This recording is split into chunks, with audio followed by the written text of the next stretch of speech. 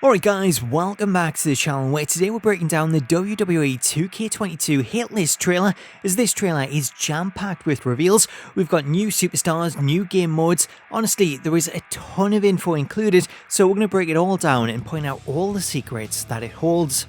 Before we do that though, if you're new to the channel and you want to stay up to date with all the latest news on the game, please do hit that subscribe button and turn on your notifications so that you don't miss out on future videos, as I'll be following this video up with some additional details that hint at even more new stars. So let's break it down. We're going to start out with this first shot of Rey Mysterio's entrance, which is very similar to the SummerSlam trailer, with this footage again showing off Rey in the old Raw Thunderdome arena. From Rey, we cut to another entrance shot, this time showing off Ricochet, who was also featured in the SummerSlam trailer. However, this footage shows off Ricochet from behind rather than from the front. So having teased us with more of the same, this is where things get a little bit crazy, as we get the title reveal of 10 features that make WWE 2K22 hit different, with this leading into a brand new shot of a new model for Goldberg, as we see him make his entrance surrounded by pyro and lasers in what makes for a pretty amazing visual. Now, the reason that we're seeing Goldberg is that this footage is a great example of the new particle effects that have been added, as 2K have introduced a new particle system that's used for smoke, lasers and pyro, with this new system making a big improvement. Following Goldberg, we get the first of 10 new improvements that we see listed, with the first one being redesigned gameplay engine, as 2K have stripped back the gameplay engine and then rebuilt it from the ground up. In the footage shown to represent this, we get our first look at Jeff Hardy's new model, which includes red and white face paint, as well as a better look at Kofi's model, which was first shown off at SummerSlam.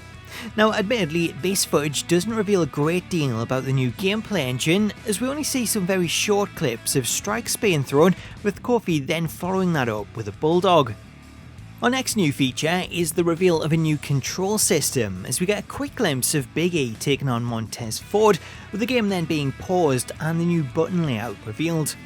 Taking a look at the diagram, here we get a great look at the changes that have been made, with the biggest change being the fact that RT is now used in combination with the face buttons to perform finishes, signatures, paybacks and submissions.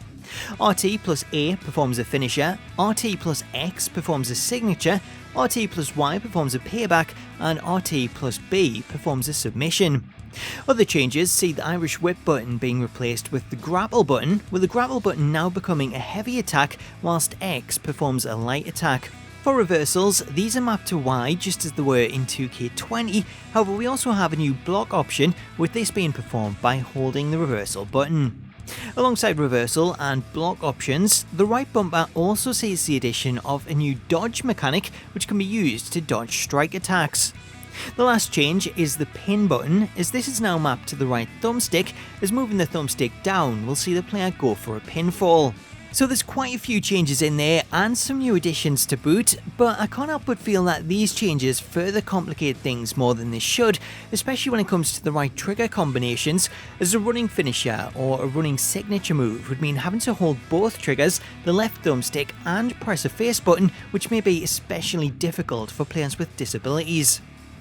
Getting back to gameplay, here we see an example of the new dodge mechanic, as we see Big E dodge a strike by ducking it. Looking at the animation, this feels much more like something that you would see in a boxing game rather than a wrestling game, but it does look cool and it offers up an extra way to counter opponents, although it does beg the question of whether or not a dodge will count as a reversal slot, or whether reversal slots will only be used when reversing a grapple, as we can see that neither player appears to have a reversal stored when you look at the HUD. The next feature is listed as stunning graphics, where we get a proper look at Edge, whose model this year is the perfect example to show the improvement in models, as the quality of this new Edge is arguably one of the best models that we've ever seen. It's also a great example of how hair is after the awful physics that we've seen in 2K20, as Edge's hair looks to move a lot better this year, even if it is not quite to the levels of some recent games, as it's still a massive improvement. The other thing that I want to point out about this footage is that this would appear to confirm the presence of the new Raw Arena, as the stage shown in the background is the new giant LED screen that was introduced after WrestleMania, so it's great to see that the delay has allowed the developers to get this in there, as this alone makes the game much more up to date. Following Edge, here we get another glimpse at Bayley, who we also see in an updated arena, with this shot showing off just how good Bayley's model is, as alongside Edge, I think Bayley will end up being one of the standout new models. As for the women's hair physics, which is always a big talking point in the community, I think the movement on Bayley's hair looks good. It's not too over the top and it's a lot more natural, therefore hopefully this is the same for those with longer hair. Next up on the hit list, we have Immersive Presentation, with this feature leading to gameplay of Bobby Lashley performing a Dominator on Chad Gable, with this footage showing off some of the changes to the camera, as the new default camera looks to be a lot closer than the old one. We also get a better look at the player HUD, which appears to be pretty similar to past games, as we have the main bar showing player health, and then a player icon which will likely display limb damage. Alongside this, we also have 3 blue bars, which I initially thought were reversal slots. However, when you see Lashley perform the Dominator, this actually depletes those bars, so I think these could actually be signature slots, which you need to fill in order to gain a finisher, which is similar to WWE All-Stars. If that is the case, that means that there's no sign of reversal slots or stamina, as the only other bar is the yellow bar, which appears to show momentum, as you can see this bar increase when Lashley kicks Gable to set up the move, and then again as he slams him to the mat. As for the number 1, I would imagine that this is still connected to the momentum bar and it still leads into a finisher, therefore perhaps signature moves and finisher moves are different this time around. Also shown here, we have the pin combo option, which is now performed using the right thumbstick, and then we also have the match rating shown, which indicates that that too is set to return. Next up, we have the 2K showcase, which appears to be based around Rey Mysterio, as we see Rey in what appears to be an introduction video, with Rey talking about how he was determined to fight his way to the top of the mountain. So this could be a very interesting showcase, as obviously Rey spent time in both WCW and ECW before he came to the WWE, therefore there is potential here to include some of Rey's greatest WCW rivals that have never appeared in a WWE game, with guys like Juventud Guerrera. Up next, we have a massive new confirmation that should make a lot of fans happy, as we have the reveal of MyGM, which is 2K's take on the popular GM mode that was featured in Smackdown vs Raw 2007 and 2008. Now, we don't get a lot of deals in this trailer, although we do get to see this screenshot of the draft taking place, as here we see Roman Reigns chosen as the number 1 draft pick for Smackdown. Taking a closer look at the image, you can see that each star has been given a class, with Roman and Drew both listed as a bruiser, Asuka and Finn are listed as fighters, and Becky Lynch is a specialist. The red and green icons show whether the star is a heel or a face, and then we have the cost of each star, their popularity rating, and a separate rating that is listed as STA, which I'm guessing is stamina, therefore I would imagine that this is something that you'll have to take into account when booking matches. Switching to the next screen, here we get a glimpse of how many matches and how many segments can be set, as each show looks to have 3 matches in total, with an opening match, a mid-card match and a main event, and then 2 promos also available. As for the cost, a normal match won't cost you anything, whilst a special match type such as TLC will set you back $5,000 from your budget, while self-promos take $1,000. As for how the winners are determined, players have the option to simulate a match and let the computer determine the winner, like we see in the trailer, or you can opt to speculate the match and watch the AI play, or you can choose to play the match yourself, which is probably the best option if you want to get a good rating, as it's likely that the better match that you put on, the better that your show is going to be rated. One other big thing that I want to point out is that the card for this show reveals the addition of a new superstar, as we see Samoa Joe set to take on NXT star Joaquin Wilde. Therefore, not only does this confirm Wilde for the game, but it means that there's also a very high chance that we could see his fellow members of Legado del Fantasma in Santos Escobar and Raul Mendoza. As for anything else, it's worth pointing out that 2K appear to have gone back to using real photos for stars rather than renders their in-game models, which is something that is likely to divide fans, as I know there is a lot of fans that do prefer the real photos, whereas I prefer the model renders, as I think they fit better alongside creations. Switching over to the booking screen, here we see that shows start out with 1 million fans, with this number then going up or down depending on your progress.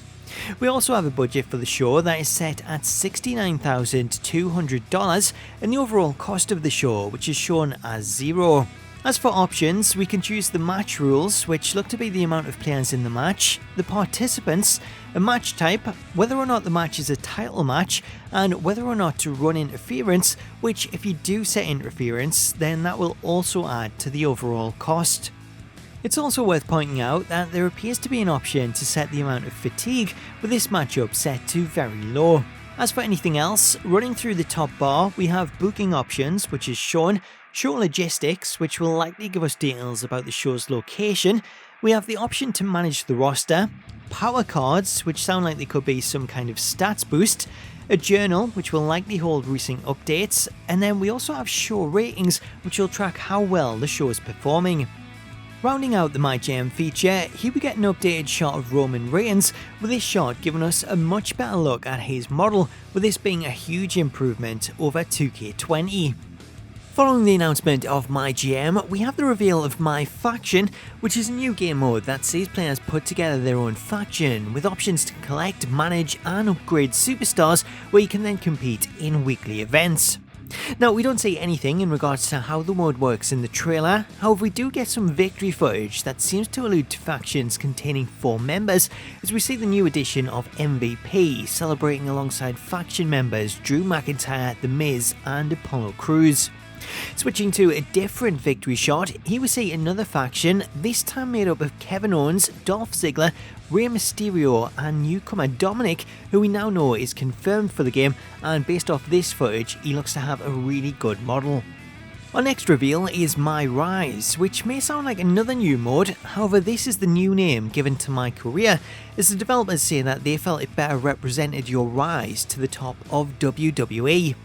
The footage that we see for this mode is pretty interesting, as it reveals quite a lot of info. Firstly, we have what looks to be a brand new backstage area featuring a higher and a lower level, with this footage showing a cutscene that sees 5 men brawling before the railing gives way, sending 2 men crashing to the floor. One of those men is Mustafa Ali, who we see here in his green and black attire that he wore when he led Retribution. Then the other star, this is actually Austin Theory, as while we don't see his face, the all day text on the tights give this away. This also explains the look on Seth's face, as Theory looks to have been teaming with Seth in this cutscene, as Seth can be seen wearing his Monday Night Messiah outfit that he wore last year when Theory was teaming with him.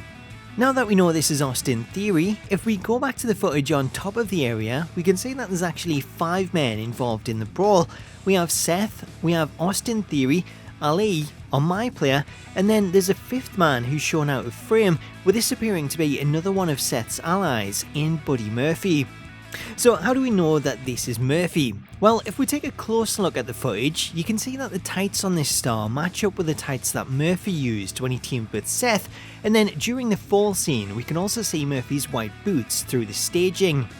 So this footage appears to show that Buddy Murphy will still be included in the game, despite the fact that he was released from his contract back in June.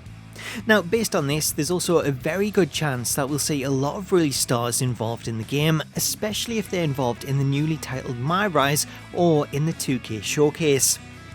Switching scenes, our next piece of footage shows the women's path within MyRise, with this cutscene revealing the presence of the female MyPlayer, Shayna Baszler, and newcomers Raquel Gonzalez and Kaylee Ray. Raquel's appearance is one that was expected, as she's become a big star in NXT, whilst Kaylee Ray is somewhat of a nice surprise, as being in NXT UK and only recently moving to the main NXT brand, it was thought that she'd be more likely to be offered as DLC if she were to be included.